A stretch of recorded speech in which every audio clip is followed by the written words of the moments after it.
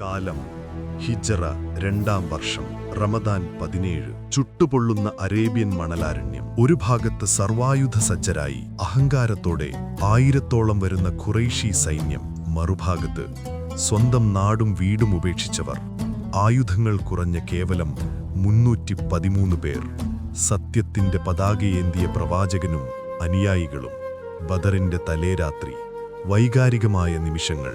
പ്രവാചകന്റെ കണ്ണീർ വീണ പ്രാർത്ഥനകൾ നാഥനിലേക്കുയർന്നു.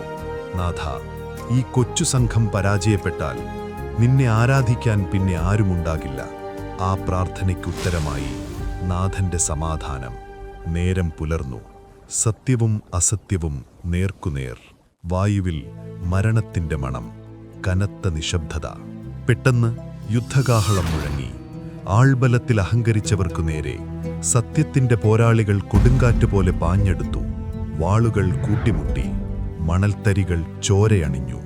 അപ്പോൾ ആകാശത്തു നിന്നും അല്ലാഹുവിന്റെ സഹായമെത്തി.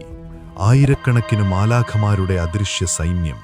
ശത്രുക്കളുടെ ഹൃദയങ്ങളിൽ അത്യധികമായ ഭയം നിറഞ്ഞു. അഹങ്കാരത്തിന്റെ കൊടികൾ മണ്ണിൽ പതിച്ചു. ജീവരക്ഷാർത്ഥം ശത്രുക്കൾ ചിതറിയോടി. പോരാട്ടം കെട്ടടങ്ങി. മരുഭൂമിയിൽ വീണ്ടും ശാന്തത. വിശ്വാസം ആയുധങ്ങളെ കീഴടക്കിയ മഹാവിജയം. ആ 313 പേരുടെ പോരാട്ട വീര്യം ചരിത്രമെഴുതി. ലോകാവസാനം വരെയുള്ള വിശ്വാസികൾക്ക് തളരാതിരിക്കാനുള്ള അതിജീവനത്തിന്റെ അഗ്നിജ്വാല.